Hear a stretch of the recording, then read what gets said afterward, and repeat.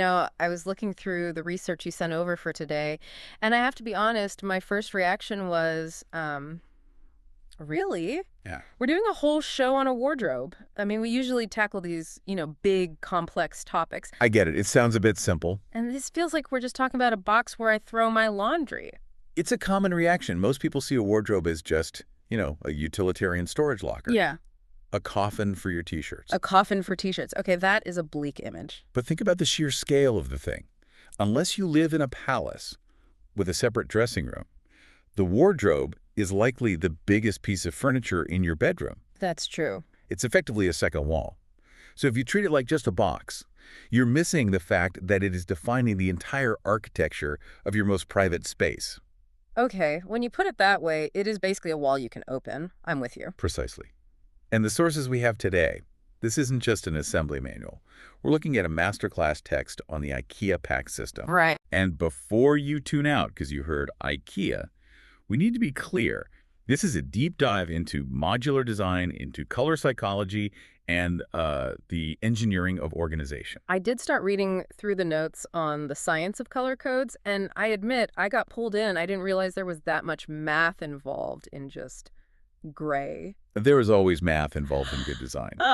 We're going to look at the psychology of the exterior, why you might choose a Moody dark finish versus a Japandi style. Okay. And then we are going to get into the weeds on those color codes you mentioned, because that is where you learn to spot the difference between cheap furniture and high-end design. And we also need to talk about the guts of the system, because apparently I've been organizing my clothes wrong my entire life. We'll get to the chair of shame eventually. Don't call me out like that. Okay, so let's start with the outside.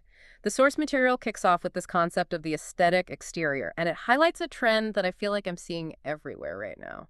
The dark and moody look. Yeah, the dark and moody. It's a massive shift. For, the last 10 years, everything was white, Scandinavian, airy, and minimal. But now we are seeing this move toward gravity. Gravity, I like that. The text highlights a few specific models. The FLISBERGET, which is this deep anthracite, and the FORSAND in dark gray. Now, play devil's advocate for me here. If I put a giant, dark anthracite wall in my bedroom, isn't that going to feel like I'm sleeping in a cave? I feel like that would just suck all the light out of the room. It can, if you aren't careful, but that light absorption is actually the point. Yeah. White furniture, it bounces light around. It says, I am here, look at me. Right. Dark matte surfaces absorb light. They recede. It anchors the room. Think about a high-end boutique hotel. Okay. They rarely have bright white plastic wardrobes. They have dark woods, dark grays. It signals permanence and sophistication. So it's the difference between, say, a college dorm room, which is usually stark white, and a lounge. Exactly. It creates a custom-built feeling.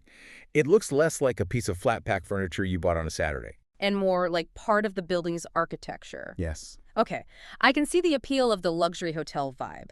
But what if you aren't ready to commit to the Batcave aesthetic? The source talks about the pendulum swinging the other way, too, to Japandi. Japandi. It's one of those portmanteaus that sounds like marketing fluff, but it's actually a very coherent design philosophy. Right. It blends Japanese rustic minimalism with Scandinavian functionality. Which means what, practically? It means warm neutrals.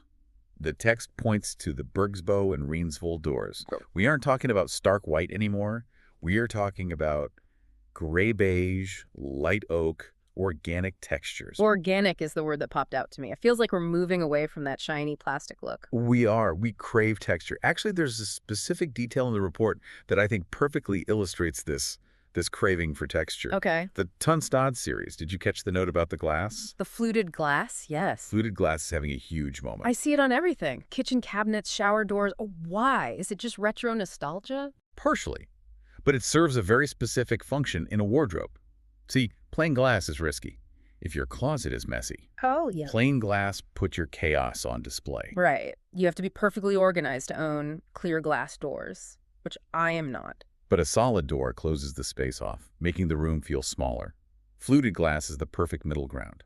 It distorts the image. You see the colors of your clothes, the blues, the reds, the whites, but you don't see the mess. It turns your pile of laundry into an abstract painting. That is actually brilliant. It's a privacy filter for my disorganization. It creates visual lightness without requiring visual perfection. Now, speaking of visual lightness, we have to talk about the classic trick. The text mentions the classic whites and mirrors, specifically the AHEIM mirror doors. Oh, yes. I have to say, mirror doors instantly make me think of the 1980s. Like, sliding mirror doors with gold trim. Are we really bringing that back? We aren't bringing back the gold trim, thankfully. Good. But the function of the mirror is timeless, especially in urban living. If you are in a tight London flat or a small studio in New York, a dark anthracite wardrobe is going to feel oppressive. For sure. A mirror door effectively dissolves the wall. It doubles the space. Visually, yes. And the text mentions combining this with the GRIMO doors in white matte. That combination, matte white to diffuse the light and mirrors to reflect it, is all about manipulating volume. You are hacking the eye's perception of the room size. So if you have a massive master suite, go dark and moody. If you're in a shoebox, use the optical illusion. So it's a general rule of thumb, yeah. Okay, I want to get to the part that actually blew my mind a little bit. I thought gray was gray. But then I got to the section in our source material on the science of color. And suddenly we are looking at these things called NCS codes. This is where we separate the casual decorator from the design nerd. Okay. NCS stands for Natural Color System. It's the industry standard for communicating precise color values. The text breaks down the specific code for the BERGSBO dark gray door. It lists it as S7500-N. Now, to me, that looks like a serial number on a toaster. It does a bit. What are we actually looking at here? It's a recipe. Let's break it down. The S just means it's a standard. The interesting part is the numbers. 7500, the first two digits, 75, represent the blackness percentage. 75% blackness. Yes, and the 00 means 0% chromaticness, meaning no color saturation. And the N at the end stands for neutral. Wait, hang on. If something is 75% black, isn't it just black or dark gray? Why do we need a code for that? Because dark gray is subjective. If you go to a paint store and ask for dark gray, you might get a cool gray with a blue undertone or a warm gray with a brown one. Right. This code, S7500-N, tells us that this is a purely neutral gray. No blue, no green, no red. There was the other code for the Grey-Beige door. This one was S3005Y20R. That sounds way more complicated. It is, but it tells a fascinating story. 3005 means 30% blackness, so much lighter, and 5% chromaticness. It has a tiny bit of color. And the Y20R, what's that? That is the hue. Y stands for yellow, and 20R means with 20% red. Yellow with 20% red. Isn't that just orange? Technically, yes. But think about cooking. If you have a giant bowl of mayonnaise, which is your white base, and you add a tiny, tiny drop of hot sauce, okay. It doesn't turn red. It just warms up. It turns into a creamy, savory color. Okay, I like that analogy. So the 20R is the dash of hot sauce. Exactly. That 20% red shift is what takes it from a sterile, cold beige to a warm, organic greige. That tiny shift is why you look at the door and think, that looks cozy, instead of, that looks like a filing cabinet. All right, so we've covered the color codes. Let's talk mechanics. The text moves from how the doors look to how they open. And we have the battle of the ages. Hinged versus sliding. Very controversial topic. Is it? Because I have to say, I have a deep bias here. I hate sliding doors. Really? Why? They always seem to jump off the track. Or they get stuck, and you can never see the whole wardrobe at once. That's true. You slide one side open, the other side closes. It feels like a shell game. Why would anyone choose that over just opening a door? Space. Pure and simple. It's all about the swing radius. A swing radius. Imagine your bedroom. You have your bed, and you have your wardrobe. If the distance between them is tight, say, less than a meter, you physically cannot open a hinged door without hitting the bed frame. Or you have to shimmy between the open door and the bed. Okay, fair point. The sliding door requires zero clearance. Zero clearance in front of it.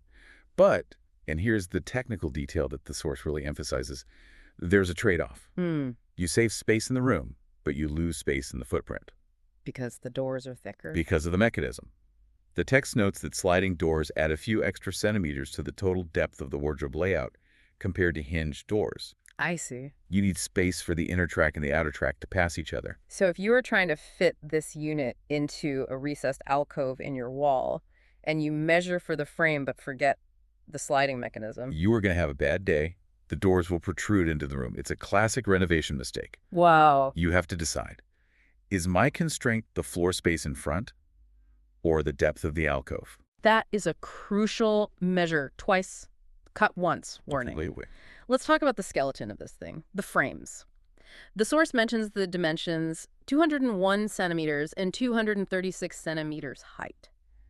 This seems pretty standard, but is there a strategy here? The 236-centimeter height is the hero of the system. The hero, why? Because standard ceiling heights in many modern homes hover around 240 or 250 centimeters. Right.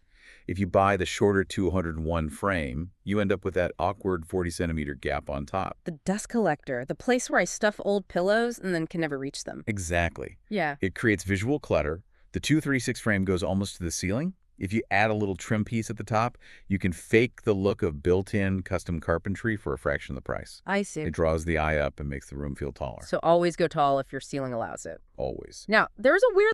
We've built the frame. We've chosen the S7500N doors. Now we have to fill it. The complement series. The guts. The brain, I'd call it. The source calls this the power of the system. And it lists all these accessories. Pull-out jewelry trays, felt-lined drawers, integrated lighting. Now, be real with me. Do I really need a special pull-out tray for my sunglasses? No. But does it change how you interact with your things? Yes. How so? Think about the chair of shame. I feel attacked. We all have it. That chair in the corner where clothes go when they're too clean for the laundry but too dirty for the drawer. It's a vital part of the ecosystem. It's a symptom of a bad system. The source describes the goal of Complement as creating a technical, fact-based setup where every item has its place. When you have a dedicated felt-lined slot for your watch or a specific rail that slides out for your trousers, putting things away gives you a dopamine hit. A dopamine hit from hanging up pants. It's the satisfaction of things clicking into place. It removes the friction.